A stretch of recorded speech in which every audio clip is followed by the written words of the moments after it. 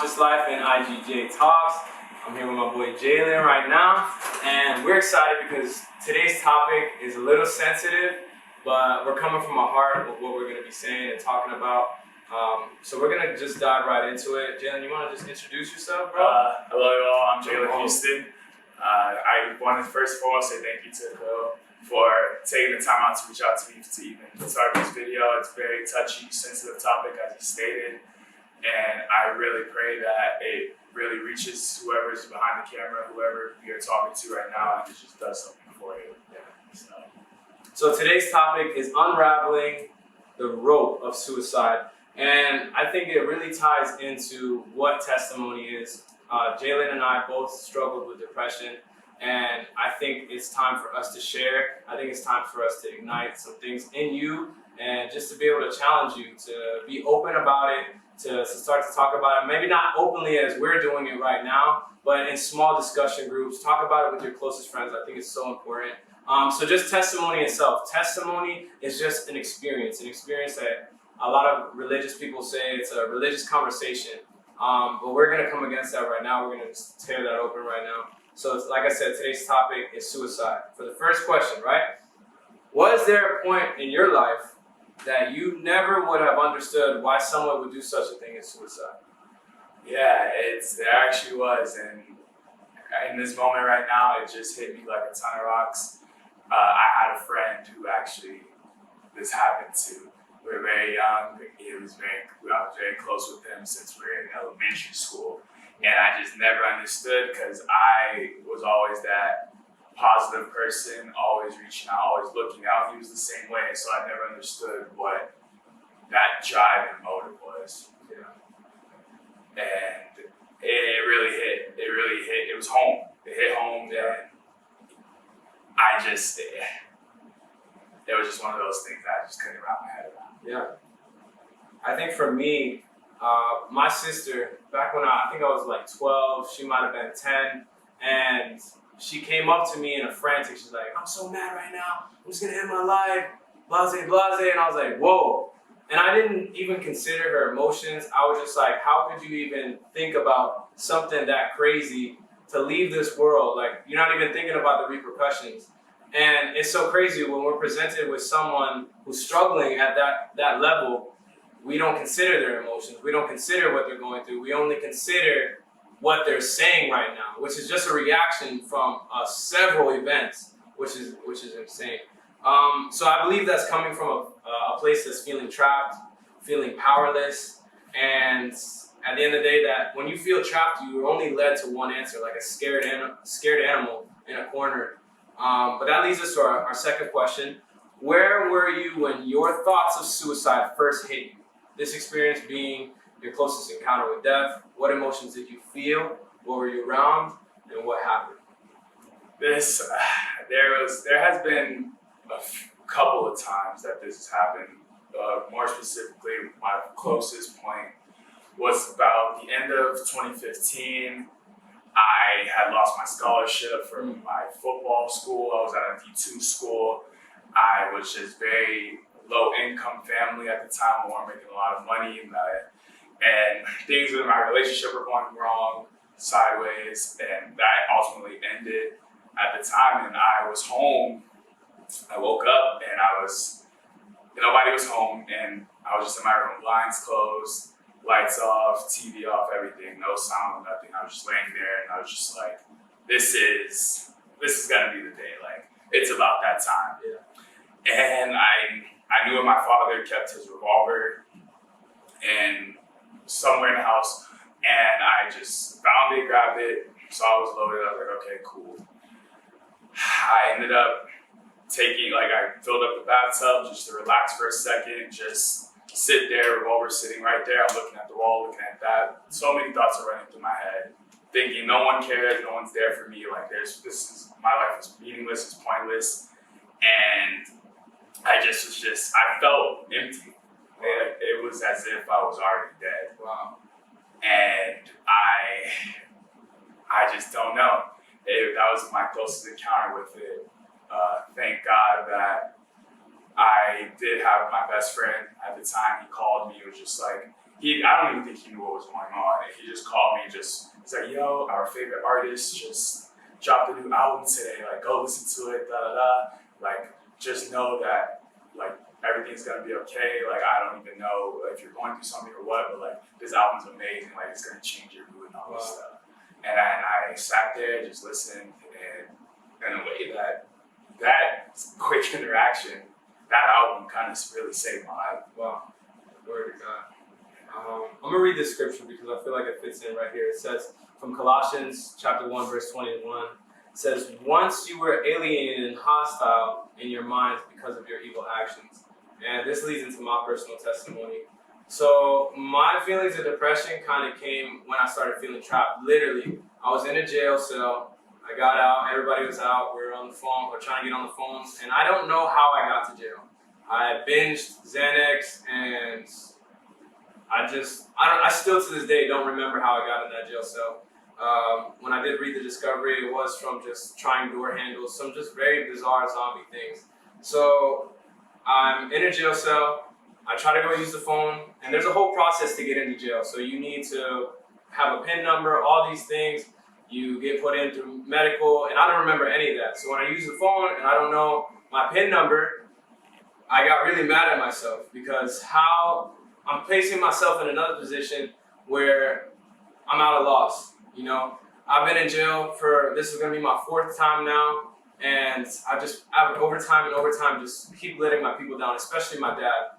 My dad's usually the first person that I was gonna call when I go to jail. And he usually already knows. And the fact that I couldn't even call him, and when I go to ask the officer what's my PIN, he's like, I don't know, you should have that by now. I felt so triggered, just like, wow, I'm just such a disappointment.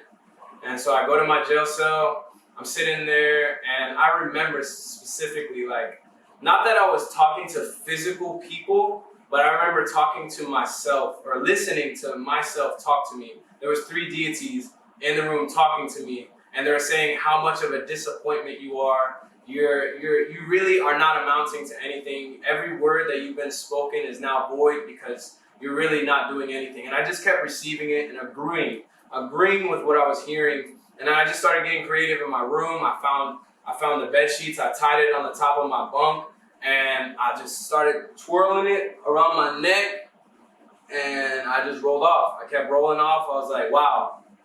I can't believe I had this in me. I kept trying. I kept fighting myself. Like, what am I doing? It was so spiritual. And I rolled off finally, and I woke up in a hospital bed. When I woke up, I was like, wow, this actually happened. I had no feeling in my tongue. The nurse kept asking me, what's the president, what date is today?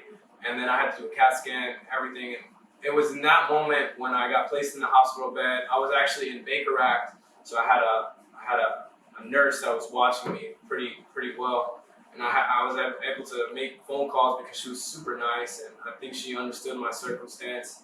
And even though that the paper was saying that I did harm myself, she didn't see it in my eyes to be able to harm myself, and that's what's key.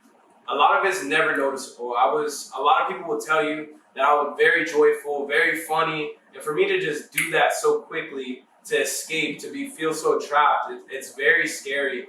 And if you're even struggling with that right now, it's so important because in that moment, I tried to talk to people and I couldn't. So I felt disattached, and I was able to allow myself to speak death and negativity into my life. And that's something, if you're going through, I encourage you to talk to people about it. The enemy's greatest weapon is to separate us from the love that already exists, which is Jesus. That is God. We find him in scripture, church, and mostly in fellowship of our loved ones. This leads us to question number 3. What would you tell someone right now who is struggling with depression and feels that they have no one who understands them or cares enough to listen? That's a very great question, very powerful, deep question. I would say to all of you that first and foremost, 2 words: you matter. You matter so much to this world. You are 1 in a billion who were able to be born out of your mother's womb and make it onto this earth. You're not here by accident. You are way more important than you think you are or you want to give yourself credit for. And there's way more people who care about you than you think or than you know until you reach out. And that's one of the biggest things. You matter more than anything. You you are so valuable to this world and you have something to offer. Don't ever give up. Don't ever let yourself down. Don't ever discredit yourself. So good. So what I would say is just basically, at the end of the day, whatever you're feeling right now doesn't dictate who you are. Whatever you're going through right now doesn't define who you are. Your identity comes from the person that created you. And when it comes from that, we know that we try to figure things out. But the best way to figure out who we are and what we're designed to be is to simply ask the inventor who created us. And you'll start to see, the more you ask, the more you'll be placed around people who really truly care about you, who really truly want the best for you.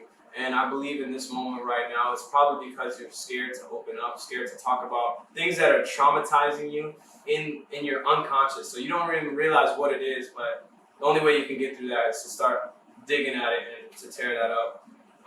So Jesus has the ultimate testimony, let's be honest. He died for us. He was on the cross on Calvary, took his whips and everything. So us sharing our testimony is only a sliver of what Jesus really did for us. That leads us to our fourth question. When talking to people, how important is it to use discernment, but to be open to share your testimony when given the opportunity? Before he goes on, I just want to give a disclaimer for any of you who are listening. What me and Jalen are doing is pretty bold and it's pretty open. And I believe that God is going to use it to help anyone who has the ability to listen. But this isn't for you to just be open. I mean, God willing, God will honor that. But it's not for everyone. But I do encourage you to use what God has given you through your testimony. He never wanted to harm you with it. But there's people around you that if you talk about it, I promise you healing will happen. That is a prophetic message. I believe it. So go ahead, brother. To answer your question, that was really great, by the way. That disclaimer, it's very serious and it's super important to use discernment due to the fact that what we said, what we're doing, it's very bold of us. And like we were talking earlier for preparation in this video, it's a very touchy subject and it's very sensitive, and it's not a testimony for everyone. So when talking about this subject, it's very important to use discernment, and be very mindful of what you say, and be very open-minded when taking it in what you're being talked to about from another person's perspective. So good, bro. So yeah, it's highly pivotal. It's highly pivotal. That's so good. And I just want to leave you with this example on just sharing a testimony. I don't know if you're familiar with that. I encourage you to look up Michael Todd, Transformation Church. He just purchased, his church just purchased the Spirit Bank up in Tulsa.